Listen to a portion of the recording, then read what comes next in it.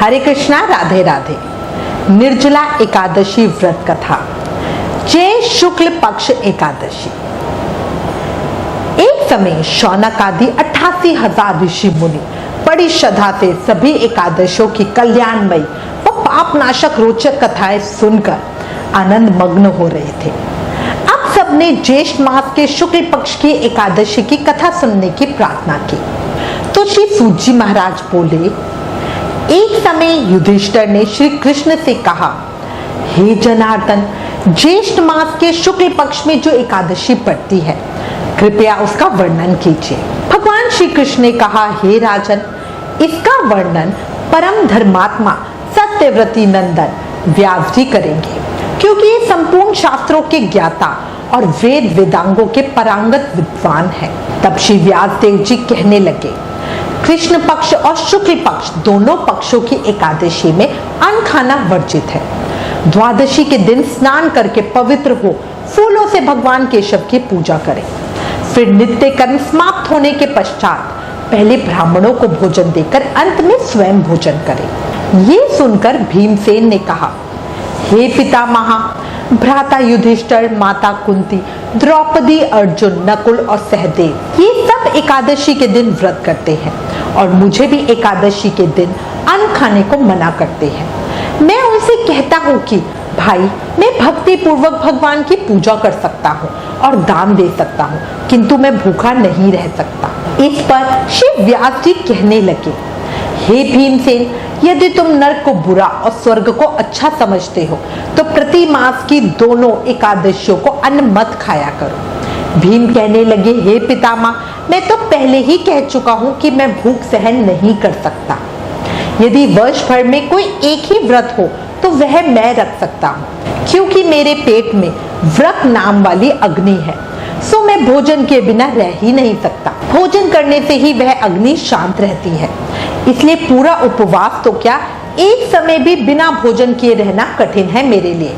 अतः आप मुझे कोई ऐसा व्रत बतलाइए जो वर्ष में केवल एक बार ही करना पड़े और मुझे स्वर्ग की प्राप्ति हो जाए। श्री व्यास देव जी कहने लगे, हे पुत्र, बड़े बड़े ऋषियों ने बहुत शास्त्र आदि बनाए हैं, जिनसे बिना धन के थोड़ा परिश्रम से ही स्वर्ग की प्राप्ति हो सकती है। इसी प्रकार शास्त्रों में दोनों पक्षों की एकादशियों का व्रत मुक्ति के लिए रखा जाता है।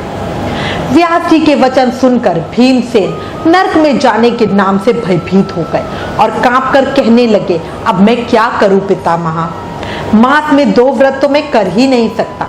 हाँ, वर्ष में एक व्रत करने का प्रयत्न अवश्य ही कर सकता हूँ। अतः वर्ष में एक दिन व्रत करने से यदि मेरी मुक्ति हो जाए तो ऐसा कोई व्रत मुझे बतलाए।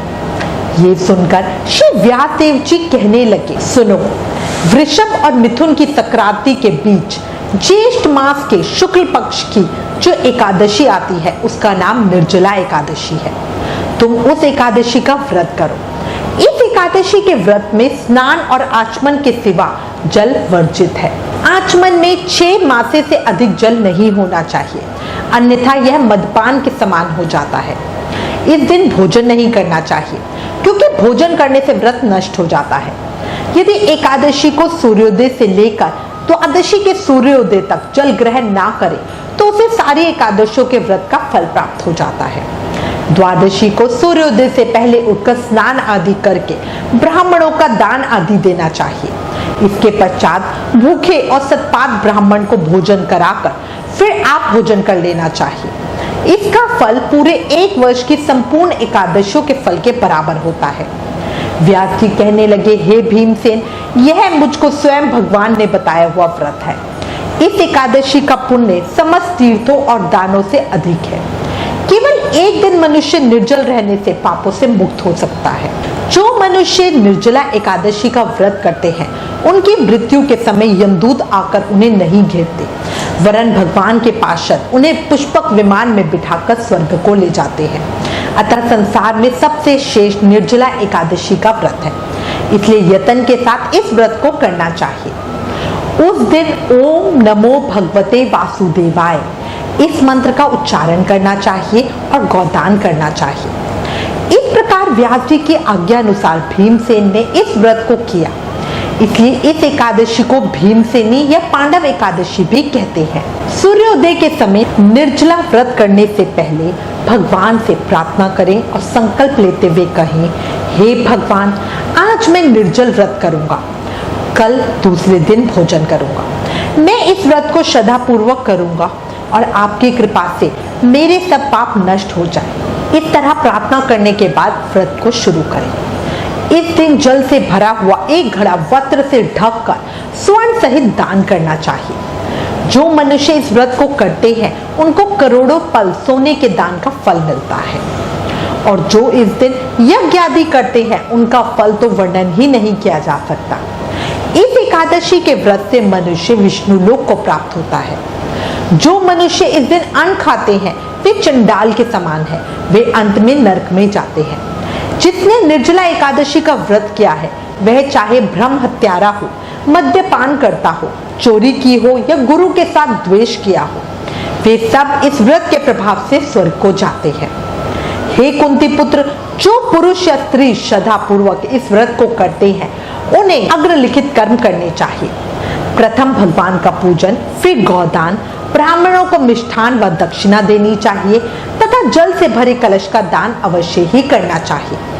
निर्जला के दिन अन्न, वस्त्र, उपाहान, जूती आदि का दान करना चाहिए।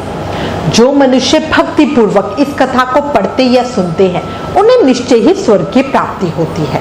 चतुर्दशी युक्त अमावस्या को सूर्य ग्रहण के समय श्राद्ध करके मनुष्य जिस फल को प्राप्त करता है वही फल इस कथा के श्रवण मात्र से प्राप्त होता है। इस कथा को सुनने के बाद भीम ने बड़े साहस के साथ निर्जला एकादशी का व्रत किया, जिसके परिणाम स्वरूप प्रातः होते ही वह संज्ञाहीन हो गया। तब पांडवों ने गंगा जल, तुलसी, चरणामृत प्रसाद देकर उसकी मूर्छा दूर की, इसलिए इसे भीमसेनी एकादशी भी कहते हैं। एकादशी महत्तम समाप्तम। ओम श्री हरि विष्णु देवाय नमः। बोलो लक्ष्मी नारायण भगवान की जय। माँ लक्ष्मी की जय। जय माँ लक्ष्मी।